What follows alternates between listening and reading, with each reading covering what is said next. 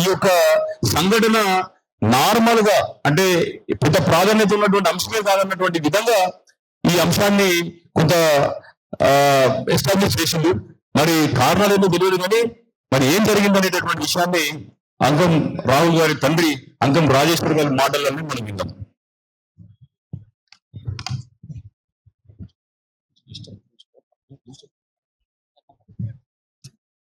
అందరికీ నమస్కారం. నా పేరు అంకం రాజేశ్వర్. మా కొడుకు పేరు రాహుల్. మా కొడుకు పోయి ఇయ్యలటికి కనీసం 35 రోజులు అవుతుంది. మాకు మాకు 30 నాడు మే 30 నాడు తెలిసింది ఏంటిదంటే ఇట్లా మీ కొడుకు 3 రోజుల నుంచి హాస్టల్లో లేడు, ఇట్లా మిస్ అయిండు. మొన్న 27 నాడు ఇంటికి వస్తా అని అక్కడ కాచిగూడ రైల్వే స్టేషన్ దగ్గర అప్పుడు వాళ్ళ ఫ్రెండ్ దించమన్నాడని మాకు అక్కడ 30 నాడు వచ్చింది, ఫోన్ వచ్చింది. వెంటనే నేను మా చుట్టాలకు, వాళ్ళ స్నేహితులకు చుట్టాలకు ఇంకా తెలిసిన వాళ్ళందరికీ ఫోన్ చేస్తే ఎవరి దగ్గరికి రాలేడని తెలిసింది. తర్వాత ఏంటంటే 30 నాడు రాత్రి బస్ ఎక్కి ఇక్కడ 31 నాడు ప్రొద్దున దిగి కాచిగూడ పోలీస్ స్టేషన్కి వెళ్ళి కంప్లైంట్ ఇచ్చిన. హాస్టల్ పిల్లవాళ్ళని తీసుకొని పోయి, వాళ్ళ కాలేజీ పిల్లవాళ్ళని తీసుకొని పోయి ఇట్లా ఏమైందంటే ఇట్లా కొడుకు మిస్ అయ్యాడు, ఇట్లా 3 రోజుల నుంచి స్విచ్ ఆఫ్ వస్తుందట, వాళ్ళ మిత్రుడు ఒకడు కాచిగూడ రైల్వే స్టేషన్ దగ్గర దించిందట అని కంప్లైంట్ రాయించిన. ఆ తర్వాత పోలీసులు అంత పెద్ద యాక్షన్ ఏం తీసుకున్నట్టు అనిపించలేదు నాకు. సీసీ కెమెరాలు చెక్ చేస్తే ఇట్లా రైల్వే స్టేషన్లలో కనబడ్డాడు.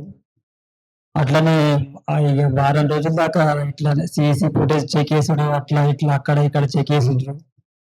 నాకు జూన్ 7 నాడు ఆకాడ నుంచి మేము స్టేటస్ పెట్టుకుంటూనే ఏరినాం.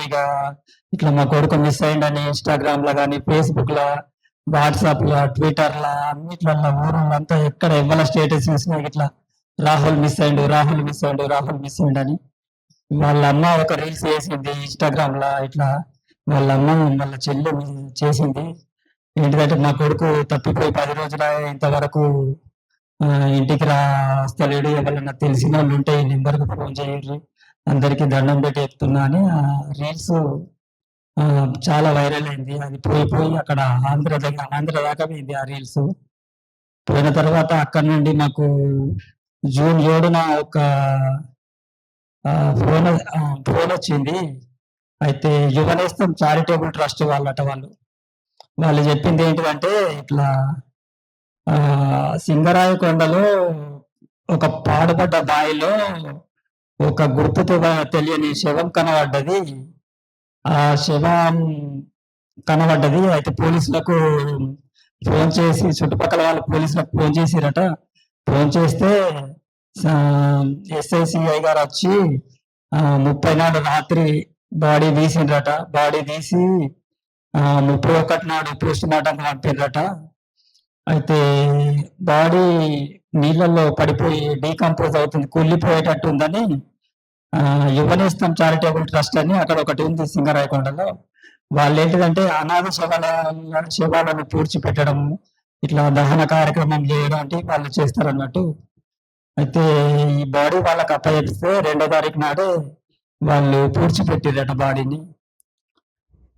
అది ఆ 7వ తారీఖు నాడు పూడ్చిపెట్టిరట. ఆ విషయం చెప్పారు. ఫోటోలు పంపినట్టే ఫోటోలు పంపారు. ఇట్లా ఏమైనా గుర్తులు, ఆధారాలు ఉంటే పంపండి అంటే పంపారు. ఆ టీషర్టు, మెడల లాకెట్, ఆంజనేయ స్వామి మెడల బిల్ల లాకెట్, అవన్నీ చూసిన తర్వాత మా కొడుకుకి ఇలాంటివి ఉన్నాయి అంటే, ఆ తర్వాత సింగరాయకొండ CI నెంబర్ ఇచ్చారు. ఫోన్ చేసి మాట్లాడానని ఫోన్ చేస్తే సింగరాయకొండ CI గారు, మరి లేట్ చేయకండి, వచ్చేసేయండి, ఇక్కడ పోలీస్ స్టేషన్ లో బట్టలు ఇంకా బాబాయ్ గుర్తులు ఉన్నాయి, అవి చూసి ఒకసారి ఫైనల్ చేసుకోరానంటే అదే రోజు రాత్రి సింగరాయకొండ పోయినా.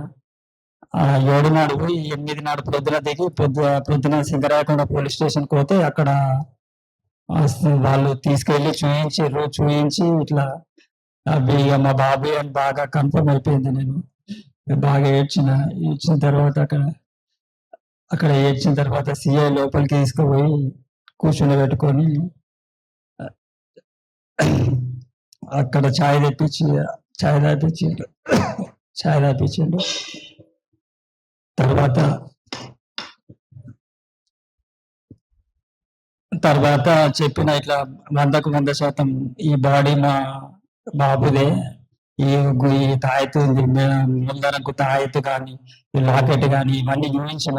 ఇప్పుడు వేరే ఉన్నప్పుడు ఫోటో తీసిన మెడలో ఉన్న లాకెట్ కూడా చూపించిన, ఇది మా బాబుదే కానీ కన్ఫర్మ్ ఉంది అంటే. సిఐ ఏమన్నారు అని అంటే, మేము ఒక ప్రొసీజర్ ప్రకారం పోవాల్సి ఉంటది, ఇట్లా పూడ్చిపెట్టిన బాడీ మళ్ళీ తిరిగి ఇవ్వాలని అంటే ఒక ప్రొసీజర్ ఉంటది, దానికి వాళ్ళ తల్లిని తీసుకొస్తే వాళ్ళ తల్లి డిఎన్ఏ తీసి ఈ బాడీ డిఎన్ఏ మ్యాచ్ చేసి బాడీని ఇస్తామని చెప్పారు.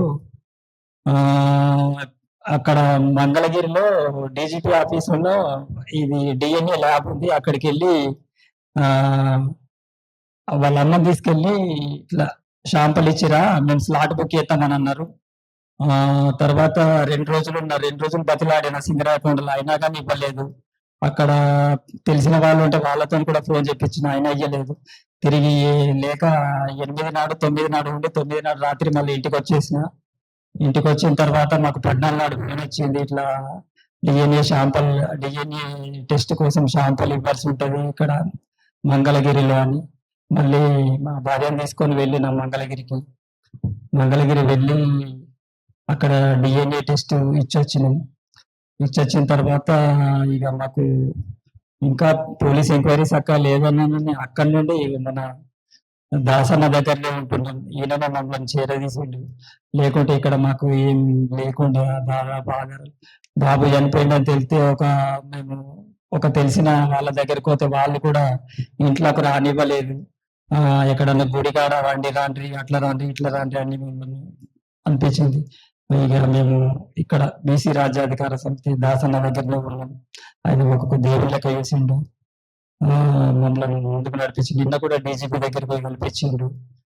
ప్రతి పోలీసుని కలిసినాము, ఏసీపీని కలిసినాము, డీసీపీని కలిసినాము, డీజీపీని కలిసినాము. ఇక్కడ పోలీసు హైదరాబాద్ లో ఎంతమంది పోలీసులు ఉన్నారో అంతమందిని కలిసినాము, అంతమందిని ఫోన్ చేసాం. నిన్ననే డిఎన్ఏ శాంపుల్ మ్యాచ్ అయినట్టు సింగరాయకొండ ఎస్ఐ గారు ఫోన్ చేశారు. ఫోన్ చేస్తే ఇట్లా నిన్ననే వచ్చి మాకు లెటర్ రాసిస్తే అది ఎంఆర్ఓ గారికి పాస్ చేస్తాము, అతను ఒప్పుకుంటే బాడీ తప్పించేస్తామని అంటే, నేను ఇట్లా వచ్చి లెటర్ రాసి ఇచ్చి మళ్ళీ అక్కడ వారం రోజులు ఉండు అదంతా కలవేశారని ఈ దాసన్న గారు మాట్లాడి ఎస్ఐ గారితో మేము వాట్సాప్ లో పంపిస్తామని రిక్వెస్ట్ చేస్తే అతను ఒప్పుకున్నారు. ఒక 2 రోజుల లోపల ఈ ప్రాసెస్ అంతా కంప్లీట్ అయి ఉంటుంది, మేము వెళ్ళి బాడీ తీసుకొచ్చుకోవాల్సి ఉంటుంది బస్ సార్. అంతే సార్. అయితే ఈ జరిగిన విషయం నాకు అసలు తెలిసి, నాకు చెప్పేది ఏంటంటే, మా కొడుకు అయితే అక్కడ ఇంటర్న్షిప్ పోయినప్పుడు అక్కడ ఎంబీఎస్ఆర్ కాలేజీలో పెట్టుకున్నాడు సిద్ధార్థ అనే అమ్మాయి. మన వీళ్ళు ఛానల్ వాళ్ళు కూడా వేసారు ఆడియో కాల్ రికార్డు.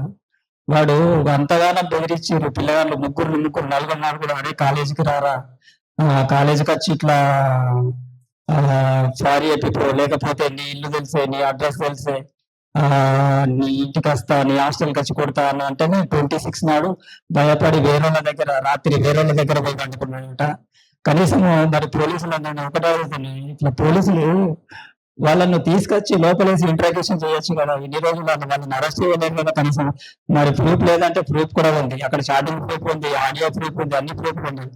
అంటే ఇక్కడ లేననుకోక న్యాయం ఉందనుకోక న్యాయం అని నాకు అనిపిస్తుంది సార్. మేము గరీబ్ వాళ్ళ మనకి ఇట్లా మరి పట్టించుకుంటలేరా ఏంటి అని నాకు అనిపిస్తుంది.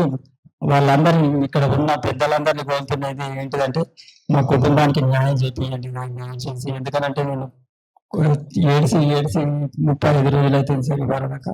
తిరిగి అలసిపోయినాం మేమిద్దరము. దయచేసి మీరందరూ మాతో నిలబడి మాకు న్యాయం చేయాలని కోరుచున్నాం మీ అందరికి.